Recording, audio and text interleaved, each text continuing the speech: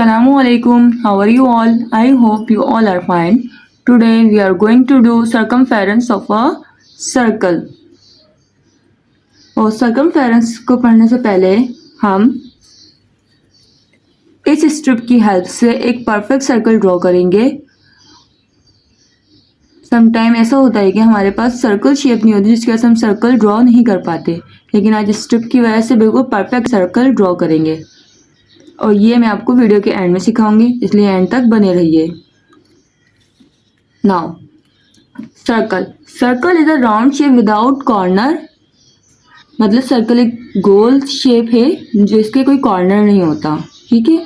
अच्छा, सेंटर, सबसे पहले हम सर्कल के सेंटर के बारे में मालूम करेंगे कि सेंटर क्या होता है। सेंटर मतलब ये होता है मरकज। मरकज का मतलब ये होता है बिल्कुल सर्कल के सेंटर में, यानी इसका हर इधर से लेके इधर तक का डिस्टेंस सेम होगा, इधर से लेके इधर तक का डिस्टेंस सेम होगा, यानी इसका सर्कल के किसी भी पॉइंट तक डिस्टेंस क्या होगा, सेम होगा। Okay, centre.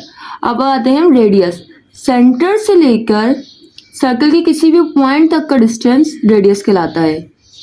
सर्कल सेंटर से लेकर सर्कल के किसी भी, ये भी रेडियस है और ये भी रेडियस है। सेंटर से सर्कल का कोई भी पॉइंट। ठीक है। डायमीटर जो है एक ऐसी लाइन है जो कि सर्कल के दो पॉइंट को टच कर रही होगी और सेंटर से गुजर रही होगी। देखिए ये डायमीटर है और डायमीटर को उर्दू में कहते हैं कतर और रेडियस को उर्दू में कहते हैं निस्फ कतर, और रेडियस को आर से लिखते हैं, डायमीटर को डी से लिखते हैं।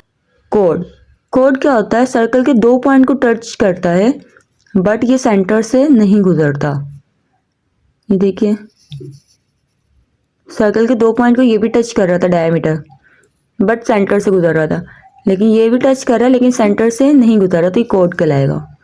आर्क के दो पॉइंट यहाँ से यहाँ ले लें, ये भी आर्क कहलाएगा। ठीक है, ये वाला हिस्सा जो है आर्क कहलाएगा, इसको उर्दू में हम कॉस कहते हैं। टेंजेंट क्या होता है, ऐसी लाइन जो सर्कल के बाहर से गुजर रही हो। सही है, सर्कल के एक पॉइंट को टच करते हुए सर्कल के बाहर से गुजर रही है, वो टेंजेंट कहलाती है। सेक्टर क्या होता है कि सेंटर से एक लाइन जो रेडियस है और उसके बाद एक और लाइन जो कि वो भी रेडियस ही कहलाएगी, कि सेंटर से सर्कल के एक पॉइंट को टच करे, ये सेक्टर कहलाएगा। क्या कहलाएगा, सेक्टर। सेगमेंट यानी कोड दो पॉइंट को टच कर रहा है विदाउट सेंटर, और अगर ये हिस्सा ले लूँ इसका तो ये सेगमेंट कहलाएगा। ओके। सेकंड क्या होगा, सर्कल के जैसे टेंजेंट सर्कल के आउटर साइड से एक लाइन गुजर रही थी ना, बट सेकंड में क्या होगा, सर्कल के अंदर से एक लाइन गुजर रही होगी दो पॉइंट को टच करती हुई, वो हमारा सेकंड कहलाएगा। सर्कल के पार्ट्स मैंने आपको समझा दिए हैं। अब उसके लिए मैंने एक एक्टिविटी डिजाइन की है। लिखा सेंटर क्या है हमारा, ओ। रेडियस हमारा ओ बी भी है, ओ ए भी है, तो हम दोनों लिख सकते हैं ओ बी ओ ए। ठीक है। ऐसे डायमीटर ए बी है, कॉर्ड सी डी है, आर्क हमारा जी बी है। इसी तरह टेंजेंट, सेक्टर, सेगमेंट और सेकंड के बारे में मालूम करेंगे। सर्कमफेरेंस को समझाने के लिए मैंने एक कॉइन लिया है, लुक एट हियर। अब मैं क्या करूंगी, इस कॉइन पे एक निशान लगाऊंगी। इस निशान वाले हिस्से को स्केल के 0 सेंटीमीटर के ऊपर प्लेस करूंगी। ठीक है। अब मैं क्या करूंगी, इसे रोल करूंगी यहाँ से इस तरह करके ना।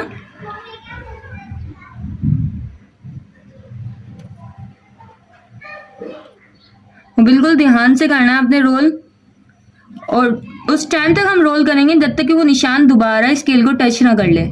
लुक एट हियर, अगर आपको नजर आ रहा हो ये 8 सेंटीमीटर पे इसने स्टॉप किया है, ये रहा निशान, तो इसका इस सर्कल का सर्कमफेरेंस 8 सेंटीमीटर है। एक तो हमने मैनुअली सर्कमफेरेंस मालूम किया, किस तरह मालूम किया जाता है, और एक फार्मूला भी है उसके जरिए हम सर्कमफेरेंस मालूम कर सकते हैं। सपोज कीजिए एक सर्कल है, उसका रेडियस जो है 7 सेंटीमीटर है, हम 7 सेंटीमीटर रख के करते हैं इसको सॉल्व। तो आपने फॉर्मूला क्या लिखना है, circumference of circle is equal to 2 pi r. हम क्या करेंगे, 2 की जगह 2 राइट करेंगे, पाई की वैल्यू होती है 22/7, और रेडियस हमने कितना बोला है 7, कि एक सर्कल है इसका रेडियस हमने 7 सपोज किया है। ठीक है, यानी ये चीज़ हमारी 7 सेंटीमीटर है। अब हम क्या करेंगे, क्योंकि ये सेंटर मल्टीप्लाई की साइन है, 7 से 7 कैंसिल हो गया, तो आंसर इज 2 को 22 से मल्टीप्लाई करेंगे, आंसर आएगा 44 सेंटीमीटर। समटाइम ऐसा होता है कि सर्कल का रेडियस नहीं दिया जाता, डायरेक्ट डायमीटर दिया जाता है, तो उसका फॉर्मूला चेंज हो जाता है। अगर हमें डायमीटर दिया जाए तो हम क्या करेंगे, उसका फॉर्मूला होगा पाई डी। पाई की जगह आप लिखोगे 22/7, ये पाई की वैल्यू है, और डी की वैल्यू में आएगा हमारा 14, क्योंकि डायमीटर हमने 14 लिखा है। 7 1 7, 7 2 14, आंसर इज 44 सेंटीमीटर। जब रेडियस गिवन होगा 2πr और जो डायमीटर गिवन होगा पाई डी, क्योंकि रेडियस का डबल ही डायमीटर होता है, इसलिए यहाँ पे 2 नहीं लिखा हुआ।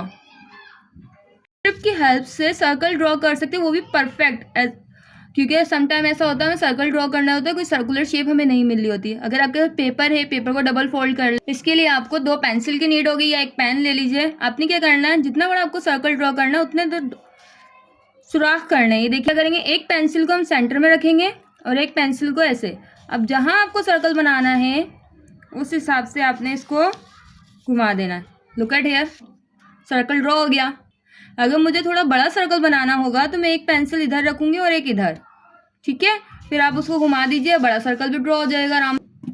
यहाँ देखिए, जितना बड़ा सर्कल आपको चाहिए उतने ही दूर आपने निशान लगाने, सुराख करना है, पेंसिल से आपने घुमाना और बड़ा सर्कल ड्रॉ हो जाएगा। अभी आपको सर्कल ड्रॉ करने की ट्रिक समझ में आई होगी, पसंद आई होगी। और नेक्स्ट वीडियो हम पाई की वैल्यू जानेंगे कि पाई की वैल्यू 22/7 या 3.14 क्यों होती है। 22 को जब हम 7 से डिवाइड करते हैं वो 3.14 हो जाती है, ठीक है।